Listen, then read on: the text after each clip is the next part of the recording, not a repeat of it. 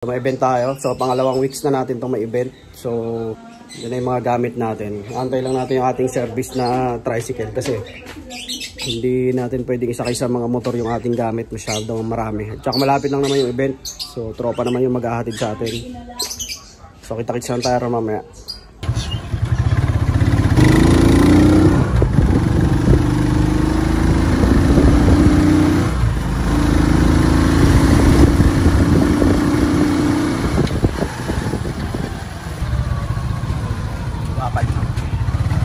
May tent out dyan, yan na. Dito na kami sa venue mga kalutang. Ayun yung venue. Dito na yung mga tropa natin nag-aantay na. Alright, backstage kami. Tagal ng start. Mukhang uulan na oh.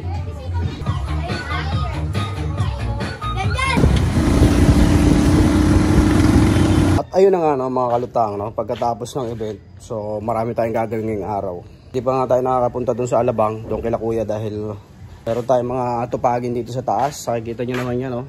Mga nakakasubaybay ng mga video ko, no? Yung mga vlog ko. So, alam nyo kung ano yan, kung saan galing yan. So, nandito yan, no? Ito yung, ayan yung mga kulungan ng pusa noong mga nakaraan. So, inuwi na nila kuya yung pusa nila. Mataas yan, so pinutol natin yung kalahati niyan, nandun na kulungan na ng aso. Tapos yung kalahati niyan, gawin natin kulungan ng ibon. So, lalagay natin siya doon sa baba.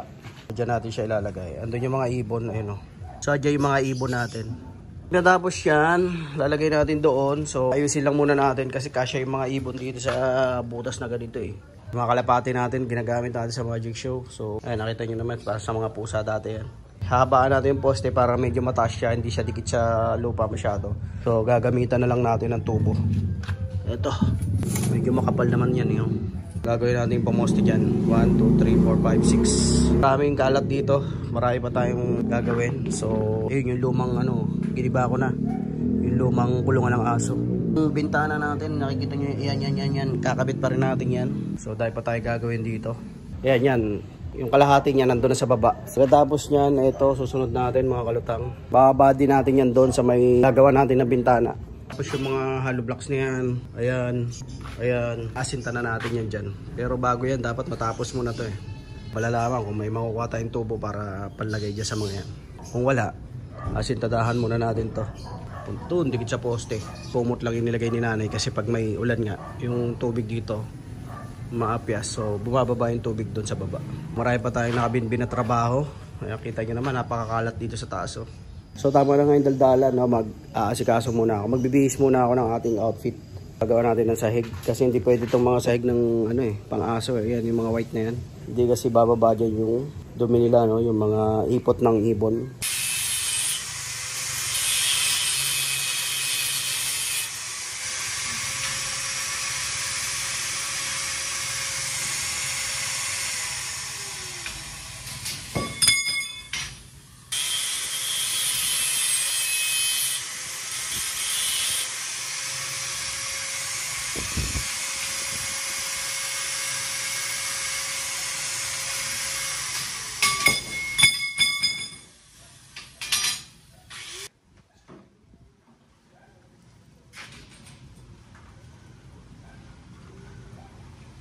Mga kalutang, lalagyan natin ng extension yung kanyang poste para hindi siya nakadikit masyado sa baba. Yun, yung ating mga ibon is malaking bagay din sa atin yan dahil yun nga, ginagamit natin sa event. Siyempre, sa ating magic na yung bare months nga ay marami nga tayong mga schedule. So, kailangan alagaan natin yung ating mga nagamit na ibon. So, yun. Medyo marami-rami pang gagawin dito dahil lalagyan pa natin ng yun, i-welding pa nga natin yun. Tapos, babrasin pa natin ng steel brush yan. Tapos, pipinturahan natin para tumagal pa siya. So yung magiging resulta niyan mga kalutang, no, lalagyan natin ng mga poste nga. Ayan, dinugtungan natin extension. So naka-level yan.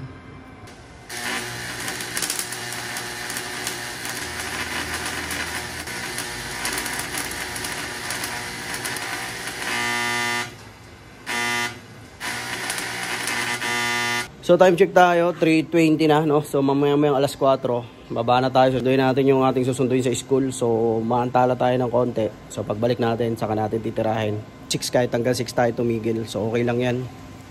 So hawak naman natin yung oras natin dito.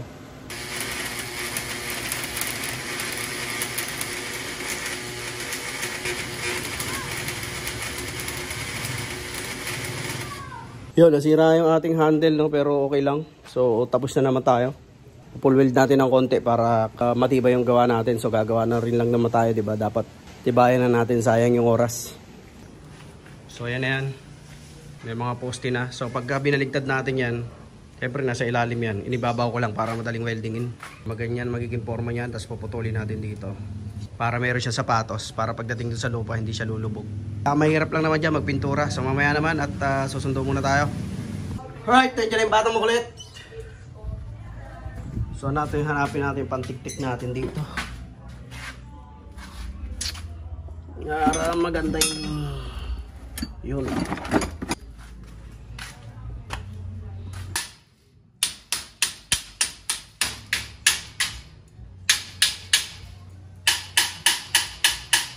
Alright, so far maganda naman yung mga banat natin. So tumama naman tayo lahat. Kita nyo naman. Medyo pangit lang yung tingnan sa video, pero good yan, tumama yan. So okay na yan. So dito lalagyan na lang natin dito. So yung mga kalutang, ayan na, nakatayo na siya. Okay na yan, may dali mo na sa baba ha, may ginagawa ako. Yun, naabala tayo ng konti kasi nagpatulong pa gumawa ng assignment yung anak natin. Time check, 5:20 na. So, isip ako kung lalagyan pa natin ng side to or yun na lang ibabalik natin yung ano eh. Ito to. Medyo matrabaho ng konti pero goods naman. Kung iyon kasi ang ilalagay natin, yun nga, yung problema dyan, yung mga dumi ng ibon, hindi malalaglag agad. Takpan na muna natin yung yung gilid. So, inabot na nga tayo ng gabi, no? Sa alas 6 na. Kapag katapos natin yan, siguro mga 6:30 or 7, liligpit na tayo. Tapos, pahinga na tayo, umpisan ulit natin bukas ng umaga pag hatid natin dun sa Batang Makulit.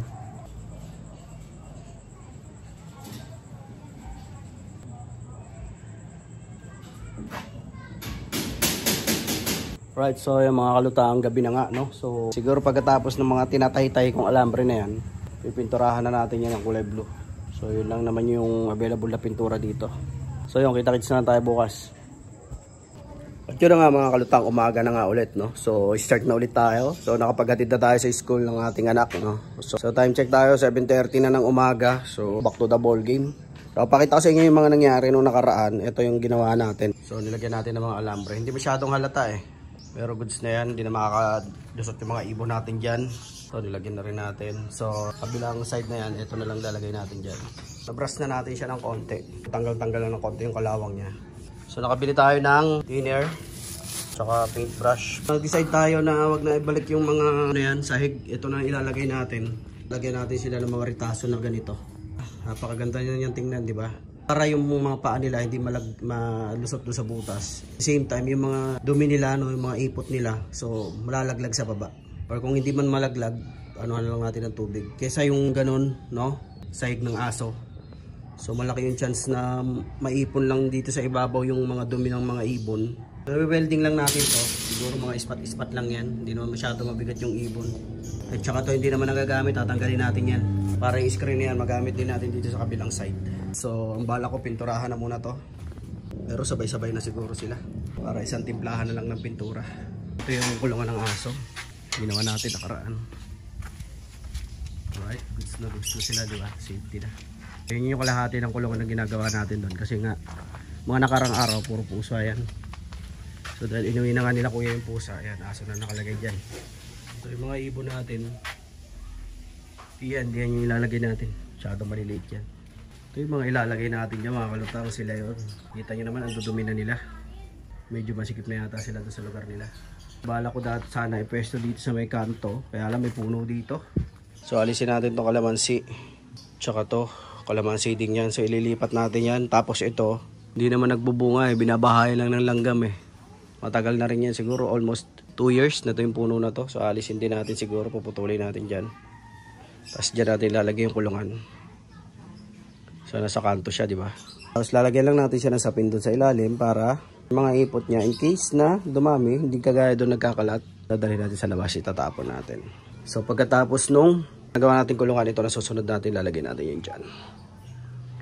Para may ayos na natin to lahat. Area na to, alisin na natin, linis.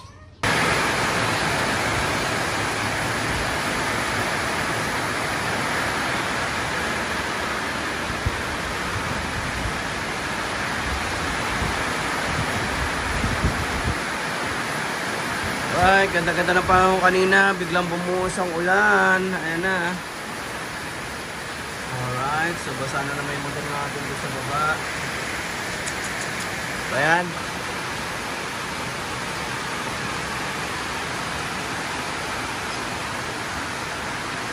Alright.